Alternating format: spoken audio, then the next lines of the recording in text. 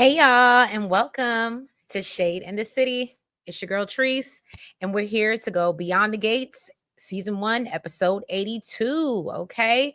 So, for all of my BTG Shade squad and my new viewers, please make sure you hit the like button. And new viewers, please drop down in the comments.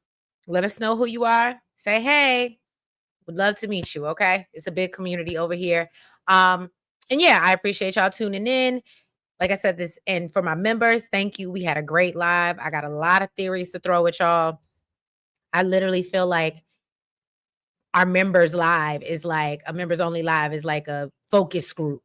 We sit there and and what could it be? And I love it. I love every minute of it. So thank you guys so much for showing up tonight. And for those that catch the replay, thank you as well. And let's get into it. And y'all, it was a good episode. Look, I got 6 pages of notes. I don't know if I was just long-winded or what. I'm gonna try to keep it decent time frame. But yeah, let's get into it and let's get shady, y'all.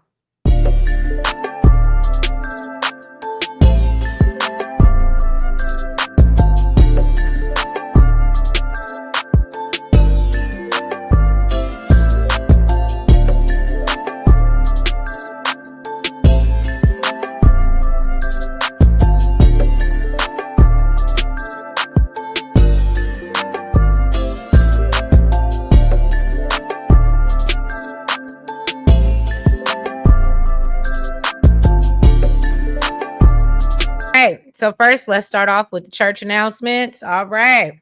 So welcome, because I told y'all, new viewers, drop down in the comments. And those that follow directions, I appreciate you. And so I want to recognize, okay?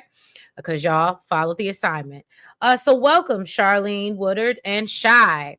I appreciate y'all. Thank you. And hopefully you guys have subscribed as well. But I just wanted to give y'all a little shout out. And then for the other people that follow directions, okay, I want to give a big shout out to Cleo, Rhonda, Solutions by Sandra, and Ronnie for putting their hand up in the comments when I told y'all, hey, now mind you, I am recording this at 10:53 p.m. So if y'all get in the chat after this or the comments after this and y'all leave your hand up and say, hey, I thought Haley was playing in our face, I'm sorry. I missed you. Okay. But those are the people that I got and they follow the assignment. So y'all get a gold star. All right. All right. Let's jump into it. So Danny comes over to see Nicole and she tells her, so she comes over to the Dupree house, right? And so she's like, oh, I'm surprised you was able to untangle yourself from the sheets with my nephew. And so Danny said, you know what? Please do not choke on your self-righteousness. And I said, thank you. This was a lot of putting Nicole in her place this episode, and I was so here for it. So they're interrupted by the girls, which happen to be Kat, Chelsea, and Naomi. So Naomi was like, well, who put up the, Dupree bat signal? And so Nicole says, I don't know. I'm always in the dark. And I was like, oh my God, Nicole. So Martin shows up shortly after, but I ain't even gonna hold you. I'm kind of passive aggressive like that too. Like I'm saying something to you, but I'm not saying it to you. So I ain't even gonna be mad at Nicole. I'm gonna let you slide on that one. Martin shows up shortly after, and Kat tells him, oh, I heard about the death. And Martin is like caught off guard by her comment. Like, what you mean? And so Kat jokes, oh, it's the death of your facial muscles and the bags under your eyes. I said, damn, Kat. Damn. But and so Martin then lets her know, well, actually, I haven't been getting a lot of sleep. And I said, see, don't do that. And so then you see Kat's face kind of change from, that to concern. And Nicole is standing there. And so she's like, are you still having the nightmares? And so Vernon shows up and Kat asks, well, where's the fire? Why couldn't this situation wait? And so Anita pops up. And so everybody is just elated to see her. And she quickly picks up on the tension between Danny and Nicole. So everyone is gathered around Anita, and Danny is complimenting her and says that, she's happy that her and Naomi were able to trick her and get her on that karaoke stage. Only for Nicole to be like, why do you have to make yourself the beginning and the end of everything? We all encouraged her. I said, girl, if that ain't misdirected anger, if I'm pretty sure if you look that up in the dictionary right now, you would, in the Urban Dictionary, you would find a picture of Nicole. Okay. Jesus Christ. So Nicole is like, and by the way, it was Naomi's idea. I said, oh.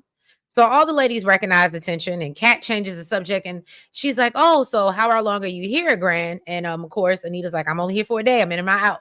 I'm in and out. Okay. Yeah, I'm getting flued out. Well, she didn't get flued out, but you know what I'm saying. She she only gonna be in town for a day. Let me clean that up. Let me not make like Anita going to Chicago to do other things. All right. So Vernon breaks it up and says that everybody's going to get a chance to talk to Anita. And I really felt like this episode, no shade, was like an interview. And everybody had to sit down with Anita and talk to her and whatever and get their little time. So Danny said that she doesn't mind because she enjoys having her mother to herself. Now that was a day, snarky. So Anita's like, well, great, because I'm gonna start with your ass. So her little troublemaker. So Anita sits down with Danny and she's like, well, what's going on? Because I haven't seen this much shade between you and Nicole since prep school. So Danny tells her, look, I'm glad that you're sitting down because I'm sleeping with Andre. And so Anita was surprised. She's like, well, and so Danny's like, okay, well, what do you think? Please speak. And so Anita says, well, you know what, Danny, you've been through a lot and you deserve some solace. And I said, yes, Anita, because one thing I will say, I've been very critical of Anita and her relationship with Danny. Like if y'all go back to week 1, week 2, I was on Anita's ass about how she treated Danny in comparison to Nicole, or how she mothered the two, if that makes sense. And so I was just happy to see her be supportive. It won some, like won her, definitely won her some points in my book. And so Danny just can't believe that she's co-signing her and Andre. So Anita says that her biggest mistake was co-signing her and Bill. And she said that Bill really wasn't that kind to her. And so she said, is Andre kind to you? Danny says she didn't realize someone could be that nice and hot at the same time. And so Anita's like, well, is this serious? And Danny tells her, well, we ain't stepped out in public yet. And so she's like, well, why? Because y'all both single. You ain't got no strings attached. Like, what's that about? And so she's like, are you still waiting for Bill?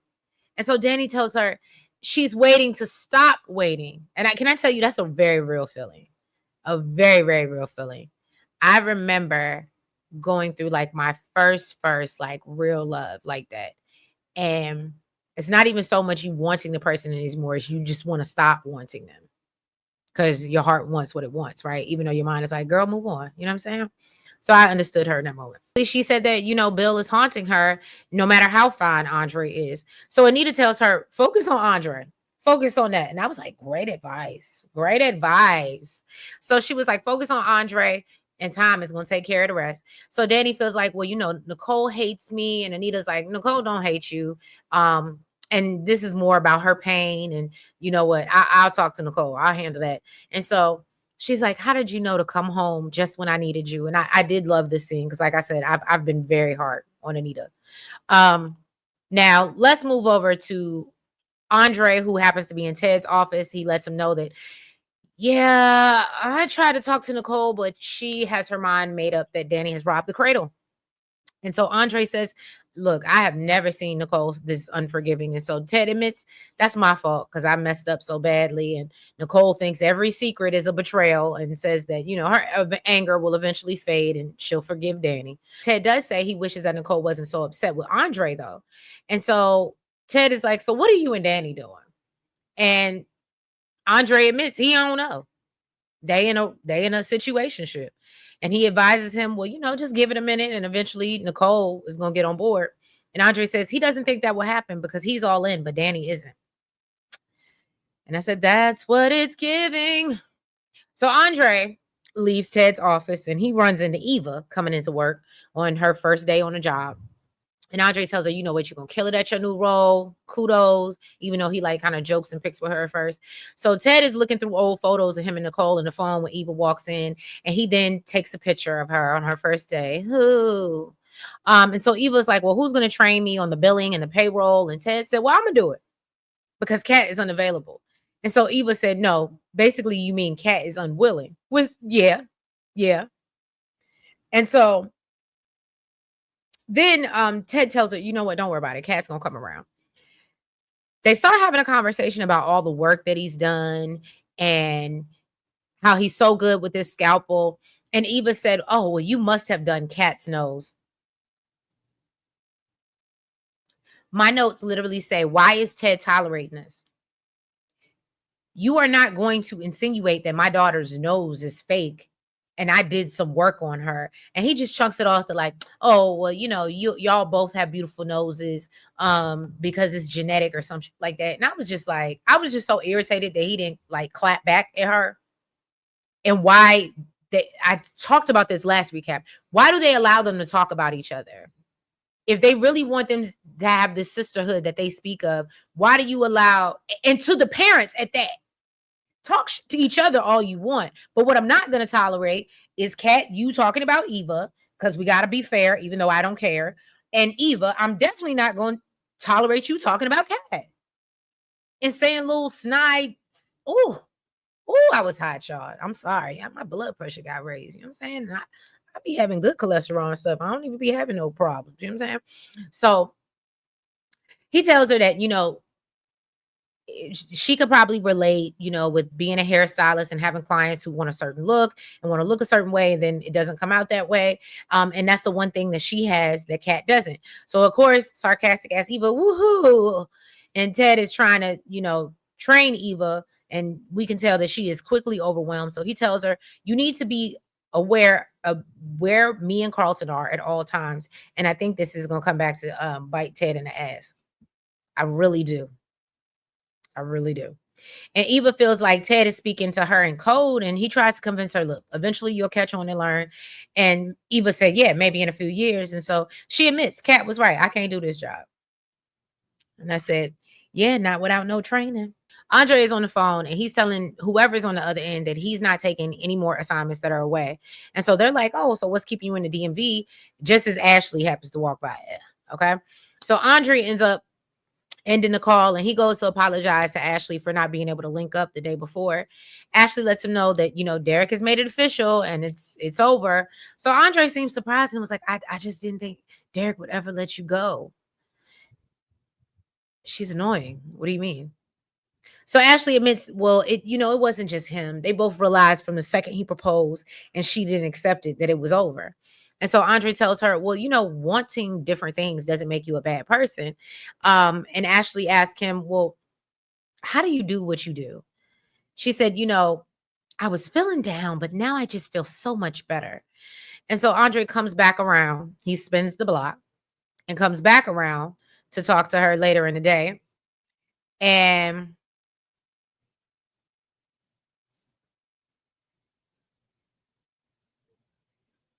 yeah, so Andre spins the block and comes back around to talk to Ashley. And Andre says that he's happy that someone wants to see his face. And she's like, well, what's going on with you? And so he brings up Nicole being pissed at him right now. And Ashley's like, okay, continue to disclose. And so he tells her that Nicole is upset with him, but it's just some family drama and, you know, they'll cool eventually. And I was like, good job, Andre. Don't tell her all your business. If anybody should tell the business, it's Naomi to her. But don't you tell her your business. Um, so then he changes the subject and asks if there's any way she thinks Derek can, you know, get past the pain. And Ashley said, nah, I don't think so. Derek is ready for the house and the kids, the car and the dog. He wants it all. And I ain't got it to give. She said I was happy leaving things the way they were, which means you just didn't want him.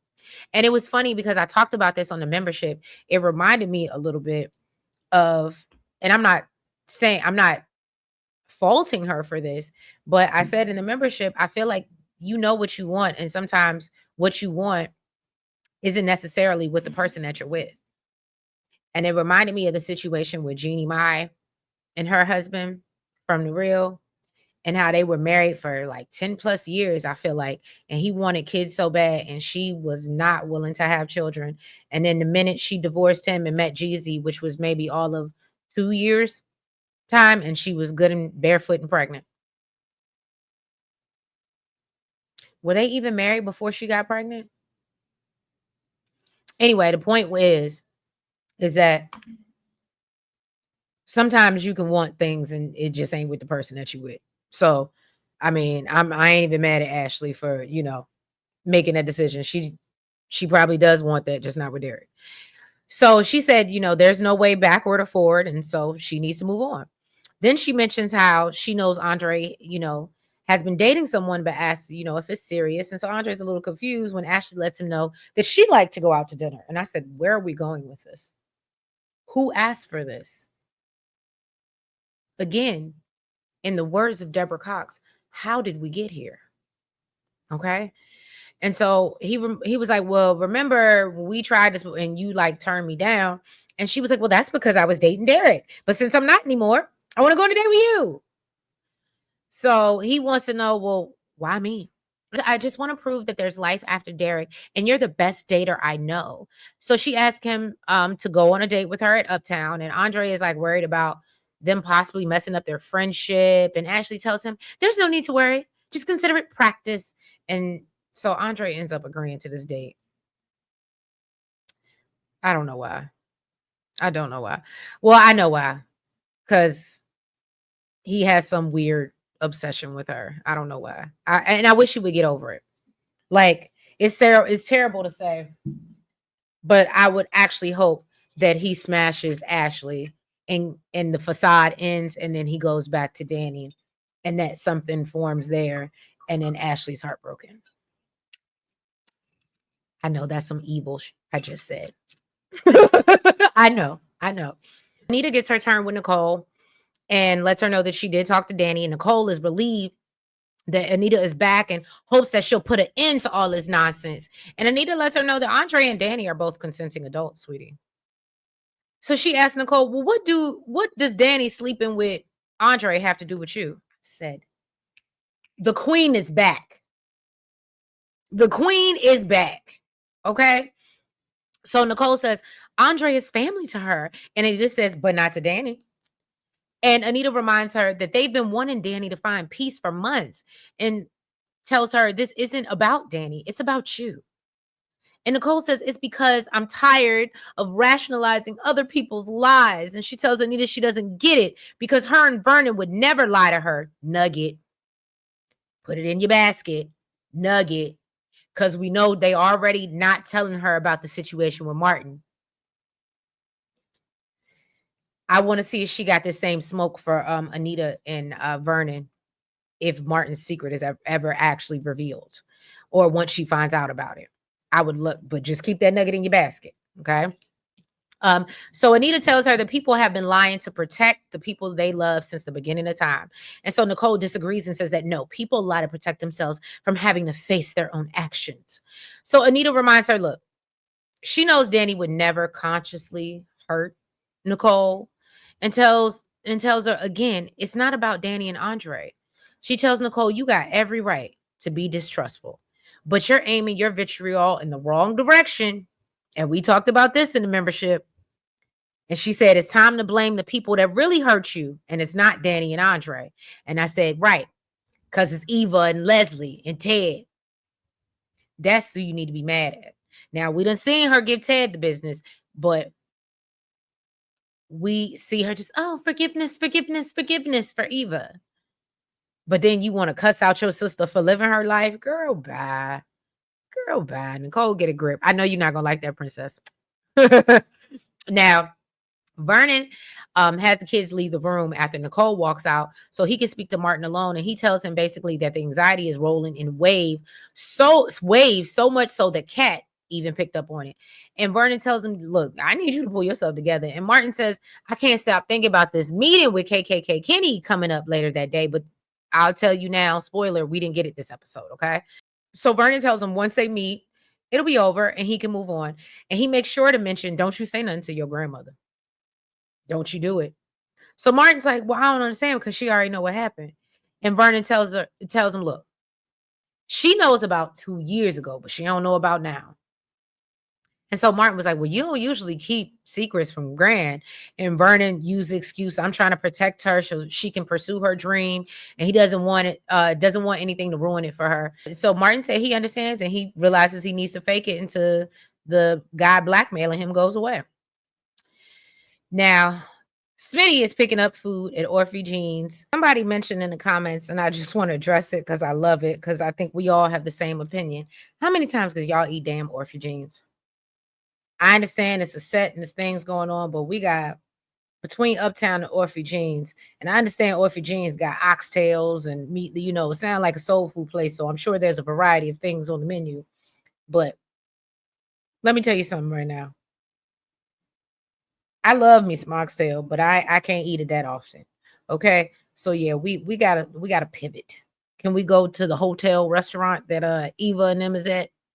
Anyway, so Smitty is picking up food from Orphy Jeans when Jacob runs up on him and asks him if why, you've been dodging me. And so Smitty lets him know, look, I just ain't got no new information. All my sources have gone quiet on Malone. So I ain't got nothing new to report. And Jacob reminds him, well, you do. You got one source that you haven't talked to, which is Martin. And Smitty says, look, I can't ask Martin because he's tired. He's tired of me asking. And all I get is pushback. Jacob thinks that bringing the truth to light will help Martin and make him talk, and advises him to use his investigative reporter skills to find out what's going on with his husband. And so Smitty's like, I can't do that. And so Jacob guilt trips him into, if that was Naomi, I could never let it lie. It says, it sounds like Martin is just really crying out for help. And I said, well, damn, no pressure, no pressure. So Naomi has to leave early. So she, put her last on the list for Anita. She gets a text from Jacob, and Kat talks to Chelsea about what happened with Tomas the night before. Kat feels like, she might have weighted herself into the friend zone, and Chelsea thinks it's the fact that she's a virgin that's really bothering Tomas. And so Kat then gets a call from Ted, who ends up guilt tripping her into coming to the office. So she ends up leaving as well. So then Martin is asking Chelsea how Chelsea Cat is doing, and she tells him that things are amazing, but they hit a snag, but they're working it out. Doesn't get into too much detail. Nicole finally comes back and lets Martin know that it's his turn with Anita. Vernon is hopeful that Anita was able to call a ceasefire between Danny and Nicole. And Danny tells her father that, look, my hands are clean and it's all Nicole this time. So Nicole tells Vernon he doesn't need to referee and I can take it from here. And yeah, they go duke it out on their own. With words. Because the Duprees, if it's one thing they can do, is read. All right. So Kat shows up at the hospital, and Ted wants her to train her successor as she promised, and Kat doesn't want to because it's Eva, duh, and says that you could have promoted anybody else on the staff. So he reminds her that, look, you didn't come in with no experience. And Kat reminds him, but I've been shadowing you since I was a child. And so he was like, well, Eva didn't get that chance. And so Kat says, look, my pity card bounces when it's your bastard kid by a psycho. I say, Kat, that's still your daddy. Luckily, I said, this gentle parenting. So then she realizes that she went too far and reluctantly agrees to help. And I said, yeah, girl, because you lucky your teeth wasn't on the floor. You would have needed some dental work. I don't know if he got friends in the dentistry, but my daddy would have slapped all the teeth out my mouth. So Naomi meets Jacob down at Orphy Jeans, and he said he feels bad for being vague with her about the reporter he was referring to because he just gave a lecture to Smitty. So he tells her that it was Smitty that he was meeting with, and Naomi's like, that's not a big deal. But Jacob tells her, but there's more. There's more. Deputy do good. If he gonna tell it, then he gotta tell it all. Okay. So Jacob tells her that Smitty believes Malone could have done something to hurt Martin. And so of course Naomi is confused as hell. And Naomi questions how Martin could have be brought down by Malone. And so Jacob tells her Malone is on the take and somehow connected with Joey Armstrong. He thinks they teamed up to blackmail Martin. And so Naomi's like, no, you can't extort Martin because he's just such a straight shooter. He would never be involved in anything like that. And so she's like, so what could they possibly want from him? And Jacob says, well, it could be because Martin is involved with the police funds, and maybe Malone wanted him to redirect some of those funds. Then Jacob brings up how the story Smitty told him and how he showed up one night and came home in different clothes. And Naomi tells Jacob that, you know what, you should go talk to Vernon while I go talk to my grandmother. And we never see that piece. Did anyone else realize that or catch that? We never saw that happen. So maybe I missed something because I'm gonna be honest with you. I talked about this in the membership. I'm tired. Speaking for me. I'm not speaking for the rest of y'all. Me. I am tired of seeing scenes of Jacob and Naomi talk about other people. We never really get into their relationship. We never really get into them. And another thing that I brought up is really the only time we see them have together when they're not talking about other people. They're okay. And with all that smashing, not disparaging them, they're a married couple. I think, and I think I said this before, but I'm going to throw it out again. I think Naomi is going to end up pregnant. They said Haley's about, and shout out to Roy Faye, that was in the comments because you said something about what is Haley's end goal. Let me tell you what I think Haley's end goal is, or if I was the writer, how I would do it. I think what's going to happen is that Haley, we know Haley's not pregnant. Okay, we know that by now. Haley's not pregnant. She's faking the shit. I don't know why. I don't know how you write what the writers are doing and how you write a fake pregnancy, but that's what writing is for, right? Imagination. If it were me, Haley's going to somehow be able to fake this pregnancy up until her due date. But there's no other babies in Fairmont Crest. Everybody else's kids are grown that we know of. So the only baby that I could think that would come about would be from the only other married couple who's young married couple who's smashing right now. And because of the whole, we used to be best friends, but you slept with my daddy and da da da. So of course, if that's Bill's child, I would imagine just hereditary genetics, Naomi's child is probably going to have some of Bill's features. And I think Haley gonna steal that girl baby. I know y'all gonna tell me, oh, but you doing too much. You doing too much. You heard it here first. Okay. Maybe second, because I think I said that already. But if I didn't, I'm putting it on wax. Okay. I'm putting it on wax. That's I feel like that's what's gonna happen. If I'm wrong, y'all know I'm humble. I'll come up here and tell y'all I'm wrong. But if I'm right, y'all better be all down in the comments with the super chats. Okay. With the super chat, with the super stickers, okay? I'm just kidding. Just liking the video is enough, right? Anita is talking to Martin and wants to know why, why Vernon had to go freshen up. And Martin blames it on, well, Smitty going back to work and raising 2 kids. And he says it's a lot to juggle. And so she's like, well, are you okay with the shift? And Martin says it just made him realize what was important and that he needs to step up. And so he changes the subject and it's like, well, how is your singing going? And Anita talks about how they've been in vocal training. And Martin says that he heard that they weren't always getting along. And this is when Anita tells him that, that's to be expected with 3 divas in the room.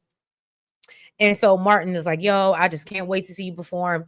And Anita says, well, you know what? I've had my shine. And really now it's time for Tracy and Sharon. And she just talks about how basically this is her repaying her debts to them. Now, next on the list, like I told you, it was like an interview. It was like one after another. Okay. So next on the list is Chelsea, and Anita notices that this girl is glowing from ear to ear. Okay. And so just Chelsea tells Anita that, she's in love with Madison. But she realizes her grand's face. And Anita is like, okay, well, you met Madison 5 minutes after you broke up. And that breakup made you realize some things about yourself. And so Chelsea admits that, yeah, I was crushed, but I feel like the breakup left me open. And then she reminds Anita of something she used to say about Vernon, and how it changed her whole world, and said that's how Madison makes her feel. And so, of course, that just makes Anita feel better because she doesn't want to hurt Chelsea's feelings. That's what I think. Now, Martin comes home to greet Smitty before he's going out to do something. Oh, he's supposed to be going to the Lakeview. That's what he was doing. So Martin says he thinks that it's time to make up for his mistakes too. And so Smitty agrees, but Martin cuts him off and tells him It's bigger than the story, and it's something he's been needing to tell him for a long time. So Martin tells Smitty that, he's made his dreams the center of his world, and he apologizes and tells him that your dreams matter too. And so Smitty said, well, I knew what I was getting into, and I find your drive sexy, and I still do. And so Martin also apologizes for the worry that he's caused. And Smitty's like, well, what about these nightmares? And he's like, don't worry about it. They're going to end soon. So we think. Because that was another thing that we talked about in membership. What do we think they're doing? What do we really think that they're doing with this guy? And clearly, I imagine everyone's going to be there. I would imagine that they're going to unalive him. But KKK Kenny can't be that stupid. And I mean, I'm gonna be honest, I don't think he is, just based off of how he's moved these last couple weeks. I don't think he's that stupid. So it'll be interesting because I think they're gonna go in with the plan. They're like, oh, we're gonna get rid of him and we're gonna off him. And it's not gonna happen. But some of the members said it's been about 6 months, which is true. So it's about time for a murder mystery. Okay. True crime. So now Nicole has brought Danny down to Uptown, and she is still very mad.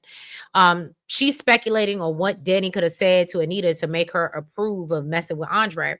And so Danny changes the subject and asks Nicole, well, what were you told by Anita? And so Nicole admits that Anita thinks that she's projecting. And Danny said she's sad to see Nicole where she's been, and says she knows Nicole is sorry. And Nicole said, no, if you think that's what's happening, no, I'm not giving you no apologies. Far from it. Nicole says, I agree that you have the right to date someone. Just as I can feel a way about you hiding it. And so Danny says that, look, I chose not to share with you until Andre and I were ready. Nicole tells her that that's an excuse, and she would have been the first person to start pushing her to date. And now that it's her turn, and Danny cuts her off and reminds her that she was there for her as well, and she still is. And Danny said, and so Nicole was like, well, instead of leaning on you, now I'm sitting here trying to forgive you. And I said, oh my God. And she's like, every moment was a lie. And I said, if putting 20 on 10 was a person, you could look in the Urban Dictionary and see Nicole's picture. Okay. Danny was like, are you mad that I lied? Or are you mad that it's not poor Danny that you can pity while you're still alone? And so she was like, you know what? If Bill had a nephew, you could sleep with him so we could be even. And so she was like, I was fulfilling a need and keeping Bill at bay, which is what you wanted. And Nicole tells her she's using Andre and she's hiding him like a dirty secret. You're my little secret. That's how we should keep it. Okay. Danny says she hasn't shown Andre off because her schedule has been so busy. And then she brings up how she took Haley to the hospital and supposedly the girl is really pregnant. And so Nicole calls Danny out for her conspiracy pregnancy theory and says she wouldn't care if Haley was pregnant or not if she wasn't hung up on Bill. And so Nicole accuses Danny of basically throwing bombs at the marriage to basically see what's going to blow up. And Danny asked her, well, what are you hoping for? That I'll be good company to your misery? I said, I think I said that yesterday. Nicole's one of them girls. When she break up with her man, she fully expects you to break up with your man. Yeah. So she said everyone is fine with it and doesn't. And so Danny's like, everybody's fine with it. And I don't understand why you want to ignore what Mama said. And so Mama used to say, take your time, young man. I'm sorry, that literally just came in the dome. Anyway, she says that if she keeps it up, she's gonna take her position as the crazy one in the family, and it's gonna be bye Lulu Danny and hello Nutty Nicole. And I said, well, I like that nickname, Danny. Shout out to you. So I like naive Nicole a little better, but Ted lets Eva know that Kat is there to help train her, and so he's hopeful that they spend a little more time together. They'll eventually be able to see they have a lot in common. Then he leaves and tells them, be kind to one another. And so Eva tells Kat, look, I know you're busy between training me and Chelsea Cat and Tomas. said, I would hate for you to lose your fine boyfriend. And so Kat was like, why is Tomas's name in your mouth? And Eva says, well, if he was mine, I wouldn't leave him unattended for too long, but he's not yours. Nasty little evil. I don't like her, y'all. She really is her mother's child. I'm for all those that speculate that Leslie is not her, and I'll be the one to say I was one of those because of how this woman treated her. But the mental, that's just pick six reincarnated. Okay. That's Swifty 7. Y'all better stop playing with Eva. So Kat tells her that you know what, Tomas is not that type of guy, and basically that is none of her business. So Eva says she's concerned because if they break up and she feels like Kat will be upset and it'll sabotage her new gig. And Kat tells her the only thing you're in danger of is being a decent office manager. Okay, get over yourself.